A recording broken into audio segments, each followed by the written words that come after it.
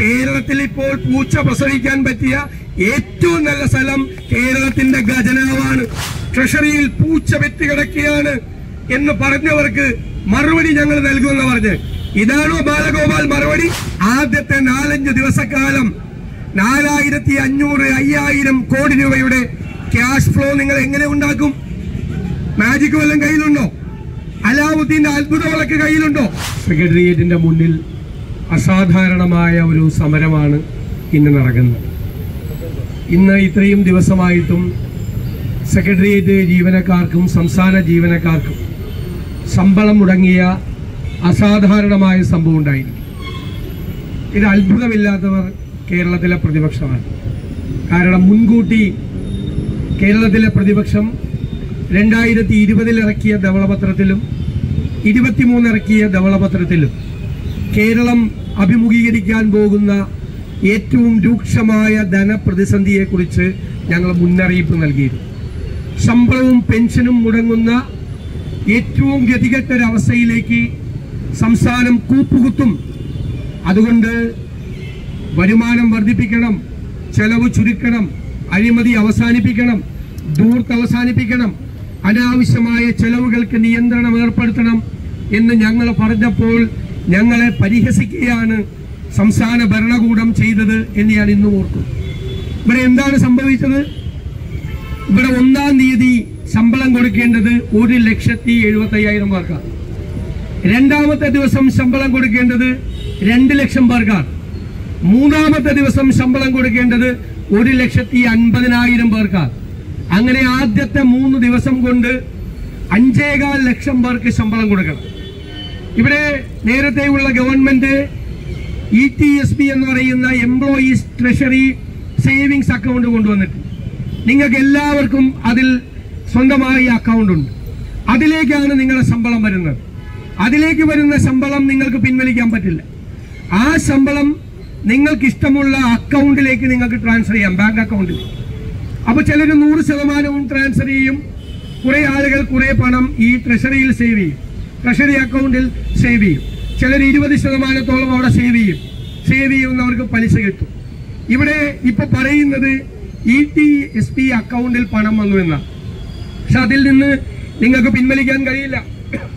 ആ പണം ബാങ്കിലേക്ക് നിങ്ങൾക്ക് ട്രാൻസ്ഫർ ചെയ്യാൻ പറ്റുന്നുണ്ടോ? നിങ്ങൾക്ക് ബാങ്കിലേക്ക് നിങ്ങളുടെ അക്കൗണ്ടിലേക്ക് ട്രാൻസ്ഫർ ചെയ്യാതെ നിങ്ങളുടെ കയ്യിൽ പണം വരില്ല. ഇതാണ് ഏറ്റവും പ്രധാനപ്പെട്ട സംഭവം. അപ്പൊ എന്താണ് മന്ത്രി പറഞ്ഞത്? എന്താണ്? സോഫ്റ്റ്വെയറിലുള്ള സാങ്കേതിക തകരാറാണ്. കേരളം ഭരിക്കുന്ന ധനകാര്യമന്ത്രി മിസ്റ്റർ ബാലഗോപാൽ അങ്ങ് കേരളത്തിലെ ജനങ്ങളോടും ജീവനക്കാരോടും പറയുന്നത് പച്ചക്കള്ളമാണ് എന്ന് പറയാൻ ഞാൻ ആഗ്രഹിക്കുന്നു. എന്തുകൊണ്ടാണ് നിങ്ങൾക്ക് ശമ്പളം കൊടുക്കാൻ പറ്റാതെ പോയത്? എന്തുകൊണ്ടാണ്? ആദ്യത്തെ 4-5 പ്രവൃത്തി ദിവസക്കാലം 4500-5000 കോടി രൂപയ്ക്ക് വേണം ക്യാഷ് ഔട്ട്ഫ്ലോ. സംസ്ഥാനത്തിന്റെ ക്യാഷ് ഔട്ട്ഫ്ലോ എന്ന് പറയുന്നത് 4500-5000 കോടി രൂപയാണ്. ഫെബ്രുവരി 29-ാം തീയതി നിങ്ങൾക്ക് കേന്ദ്രത്തിൽ നിന്ന് 4000 കോടി രൂപ കിട്ടി. 2736 കോടി നികുതി വിഹിതവും പിന്നെ IGST വിഹിതവുമായി 4000 കോടി രൂപ നിങ്ങളുടെ കയ്യിൽ കിട്ടി. എന്തുപറ്റി? അതിന് മുമ്പുള്ള ട്രഷറിയുടെ ഓവർ ഡ്രാഫ്റ്റ് എത്രയാ? 3800 കോടി.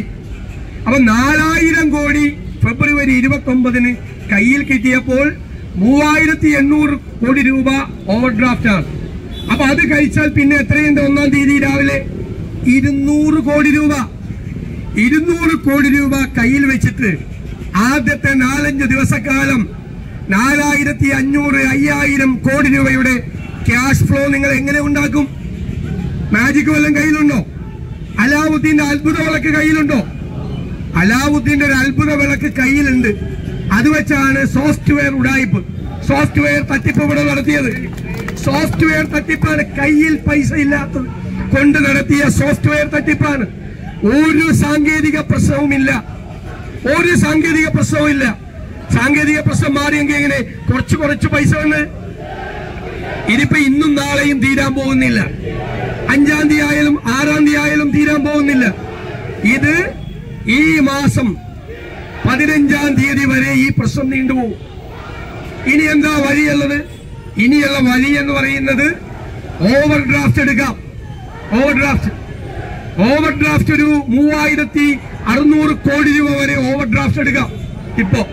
പക്ഷേ ഉള്ള കുഴപ്പമെന്താ? ഓവർ ഡ്രാഫ്റ്റ് എടുത്താൽ 14 ദിവസത്തിനുള്ളിൽ തിരിച്ചടയ്ക്കണം.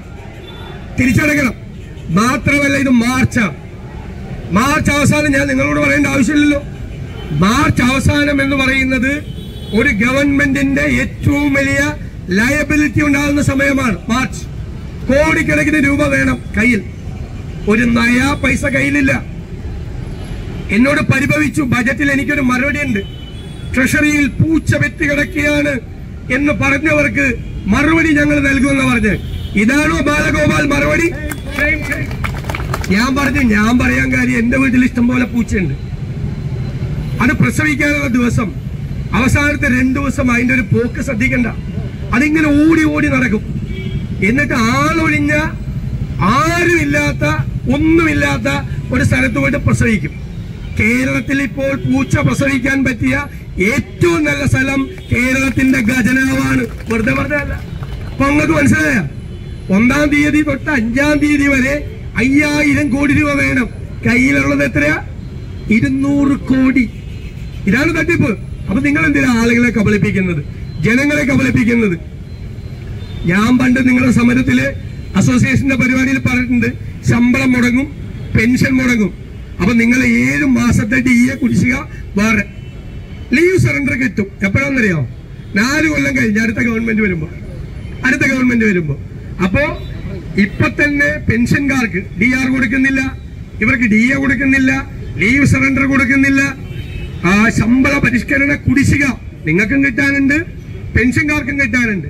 പെൻഷൻകാർക്കും ജീവനക്കാർക്കും കൂടി ഈ മാസത്തെ ശമ്പളം മാറ്റി നിർത്തിയാൽ അത് കൂട്ടിയിട്ടില്ലേ?